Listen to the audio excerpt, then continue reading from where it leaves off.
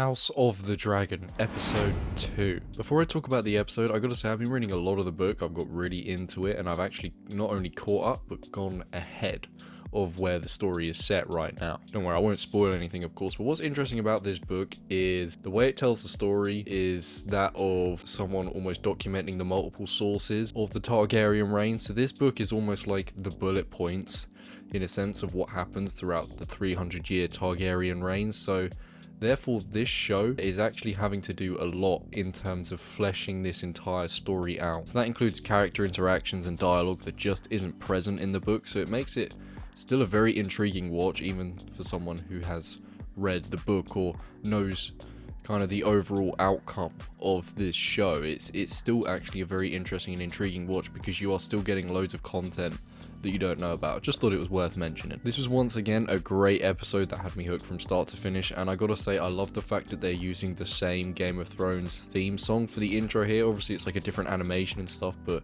it still kind of gives you that chills that you used to get when watching Game of Thrones, and it really feels like you are once again in that world. Today's episode was set 6 months after the first episode, as Viserys has to consider a new wife, Lord Valerian has concerns on an overseas threat, Daemon plots on Dragonstone, and Rhaenyra worries over her potential future as queen. This episode was very focused on like character interactions, you know, gentle build up, lots of dialogue scenes, and it's becoming more clear, you know, the ever building tension between the king and those around him. And it was a really great episode for that. I was kind of concerned that this show may be action heavy, but what it's actually going for is more of a character drama. It's of course a more intimate show, so maybe that's why it's going for that, because compared to Game of Thrones, you know, Game of Thrones was sort of bouncing around the Seven Kingdoms and non-stop and beyond, you know, and dealing with all these different families, whereas this is a show really about the Targaryens and the people close to them. In each episode the tension is building, and it definitely has a feel that everyone has an ulterior motive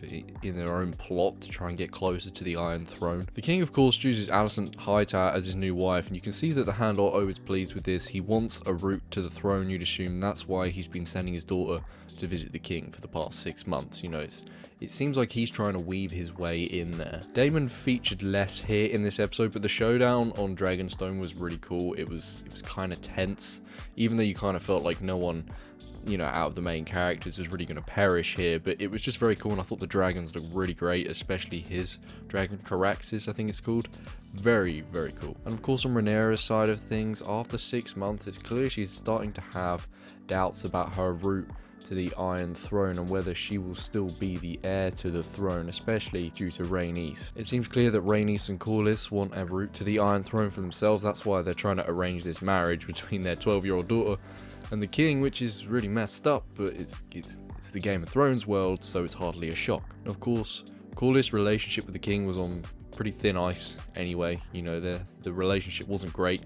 Now that Viserys has sort of shunned him there, of course that pushes Corlys to Daemon, which is interesting how their partnership is going to forge. They're not exactly plotting against the king right now, but is that something they plan for the future? But for the meantime, they've got to take on the crab feeders, these crazy people that feed people to crabs, and it was kind of repulsive, those scenes, but I think there's definitely the potential for some great battles there. But I'm interested to see how this plays out in regards to Viserys, as well as Rhaenyra and Alicent's relationship now that she'll be the new queen. You know, is that really going to cause like a massive rift and some tensions between them? It certainly seems likely. Like I said last week, the show is slow paced, but it seems to achieve so much in every episode. Like, the pacing is quite incredible. I don't know how they pull it off. The show feels slow, but at the end of every episode you feel like so much has happened, and for that I think it's awesome. I mean, we know how good prequels are nowadays, so there's a good chance that this could possibly overtake Game of Thrones, especially if it has like a fulfilling ending when this show eventually ends, because Game of Thrones had anything but that. It got announced, you know, last week that it's already been renewed for a second season, which is great news because I really like this show, and currently there's no other shows I'm like